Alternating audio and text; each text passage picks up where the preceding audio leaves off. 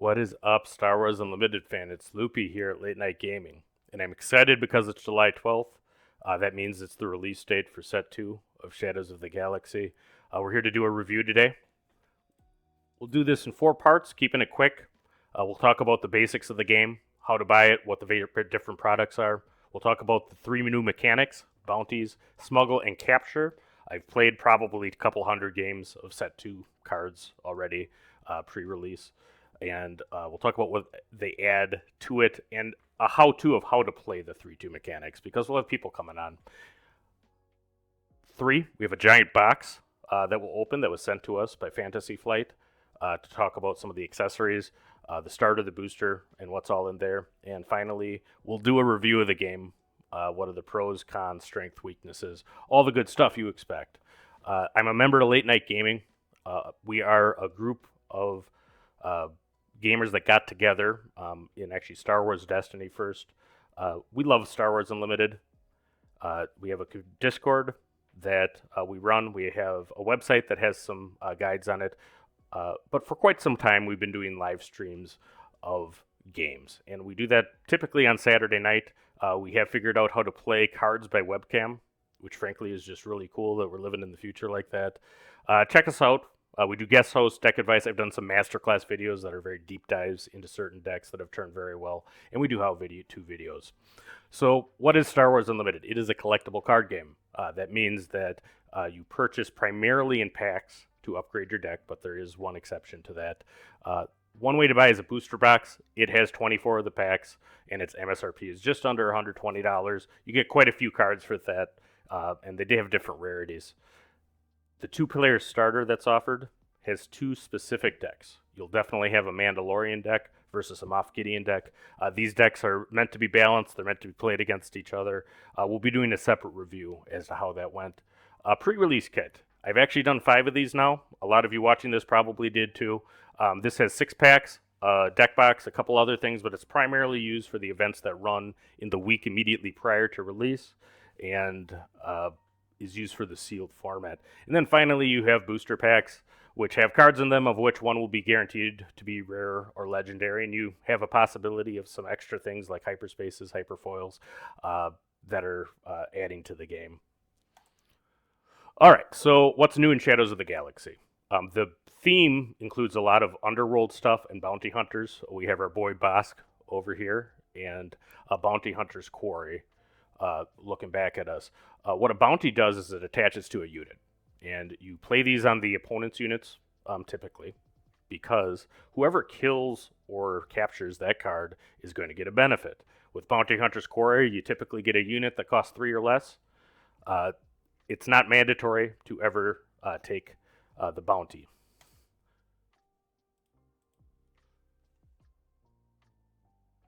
The next new mechanic is Smuggle.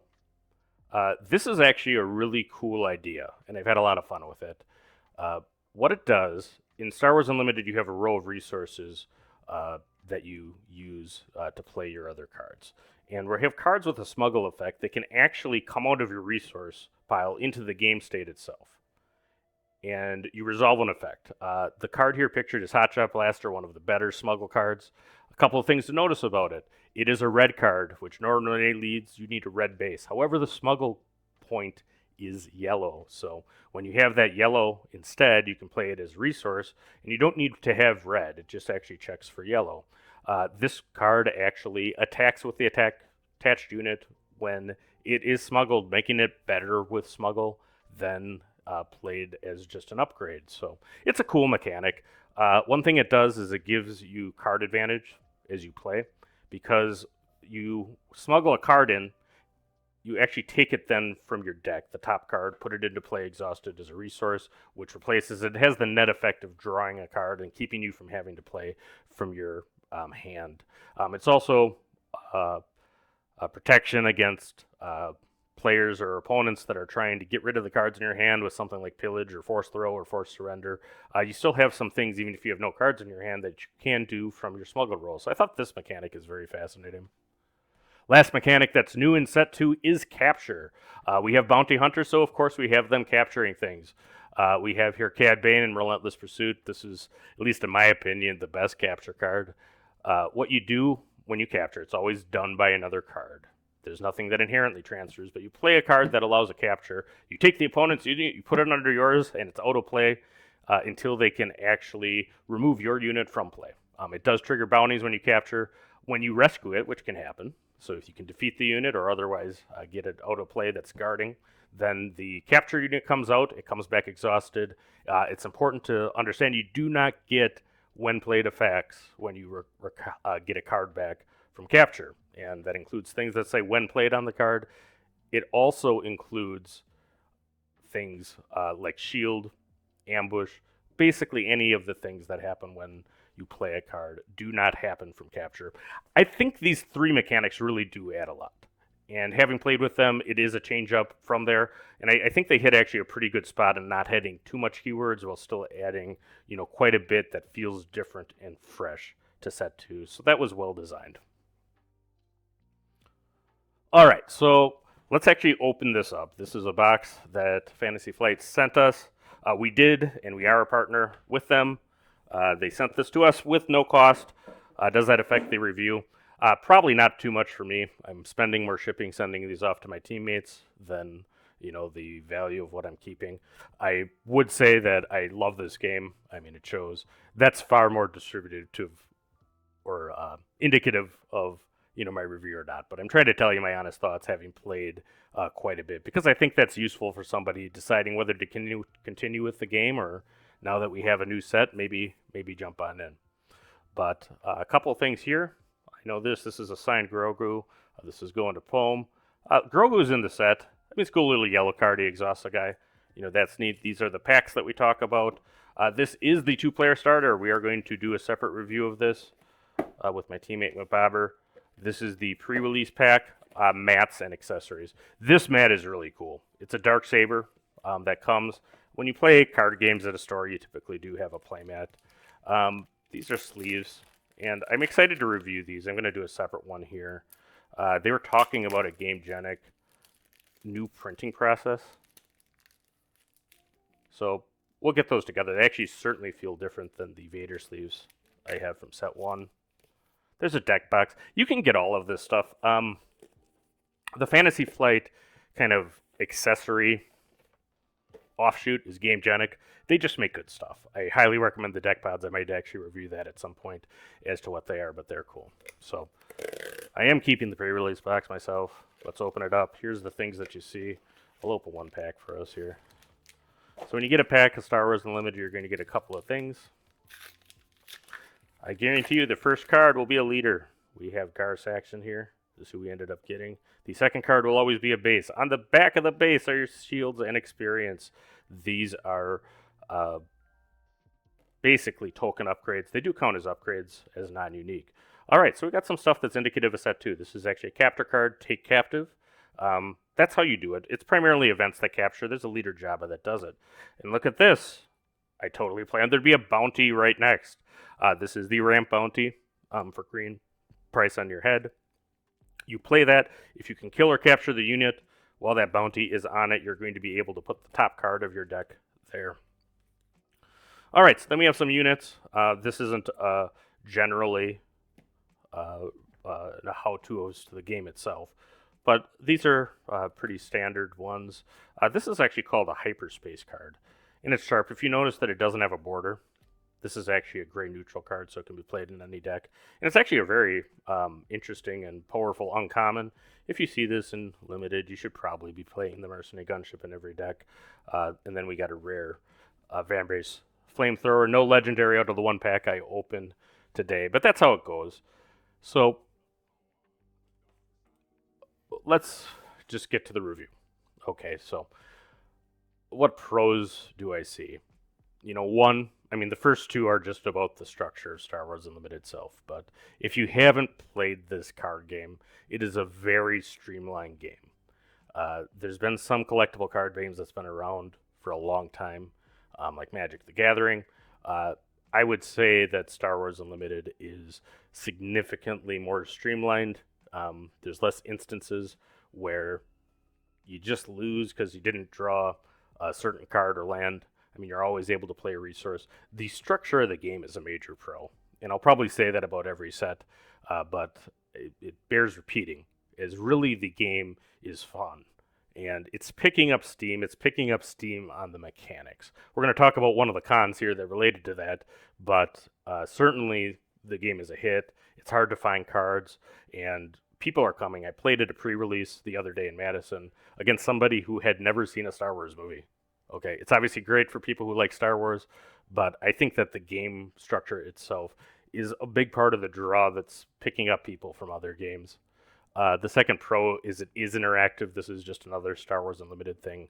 But you take one action, the opponent takes an action, you take an action, they take an action. You always have something to do. There's not long turns or you're waiting for other play. All right, moving to set 2. This was a pro of set 1. I think I've played enough limited format to say that draft and sealed of Star Wars Shadows of the Galaxy will be very good again. And that's a tough thing to do. What draft or sealed are, it's formats of the game where you just open a bunch of packs, you make a deck as you go. You know, it's not as based on your collection or maybe your wallet as far as getting every card, that you can be a good player in draft and sealed. And I think that enthusiasts really do enjoy this format. The game is balanced for this. I mean, it drafts well. The pre-releases were all fun. It's easy to play. It's easy to learn. I mean, they really did a good job here. Another pro is the organized play facilities that have been happening. I mean, we know this as is the same structure that happened, you know, with Sparkle Rebellion, the first set. But for the most part, if you find organized play or a game shop to go play, you're going to get a bonus just for showing up, which is a little 3-pack card. And that actually is the cards in the starter. So while some cards are starter exclusive, you can also, you know, go and compete or just deck build or whatever at your store and you get organized play. I'm also kind of calling it a pro for variety of decks meta. We have 16 new leaders. A lot of the old leaders are still relevant. You have a significantly varied pool of decks. When you look at the decks that won store showdowns in set 1, it really was spread out between many different play styles, between control, aggro, and set 2 is going to be the same way. I mean, there's good aggro leaders, there's good control leaders, and then finally the theme. I mean, if you love Star Wars, you're probably going to like this game. What are cons of Shadows of the Galaxy? You need the cards. It can get pricey. I mean, if you want every legendary in a place that you're going to be opening a lot of packs, I think that's part of any CCG, but you should know that going in. If you don't care about having the absolute best deck on the face of the planet, the game is also just still fun. So, I mean, it's whether you're one of those people that needs to have everything. I mean, you better look at the impact. Is that what's going to be? Another con that has arisen that hopefully will resolve soon is the supply of the game is limited. Things are selling for more than MSRP regularly. At this instant, I think they're working on new supply, but until that resolves, we'll have that. I'd also put a con here, structure-wise, and the only one I have as far as the design of the game itself. One thing that did happen in set 2 is because I think somewhat of the underworld bounty hunting theme of the set itself, the cunning aspect, which is yellow, I mean, really did take a step forward as opposed to blue, red, and green. So there's going to be a lot of yellow decks. It's very strong. Is it the only way to play? Absolutely not. But that's something that I really didn't think about set 1 that I do think about set 2, is that we have actually a little bit of a preference. And then finally, 2, leaders. I mean, we now have 38 leaders total between the 2 sets that you have available to you. One aspect of that is your favorite character might not be the best competitive card for the premier constructed format, and that is disappointing to some Afro fans, some other things that, you know, wanted the lead to be good, but there are actually people cracking those decks too. Shout out to my boy Rebel Trader for his cool Afro deck that I saw the other day. So if you're open to your play style and you're tailoring it to yourself, I think you can have a lot of fun. You just might not be able to play your absolute favorite character. So what is the final grade? I do think this is a great follow-up. I think it's a great CCG. If you want to learn more about Star Wars Unlimited, check out our stuff. We do the live streams. We have a lot of fun. Ultimately, I think that really they kind of knocked it out of the park again in Shadows of the Galaxy, and we hope that continues going forward because really the game's been a lot of fun. All right, if you like our content, hit like, subscribe, check out the masterclass if you're trying to get better, and if you watch this whole review, you are my hero. Loopy out.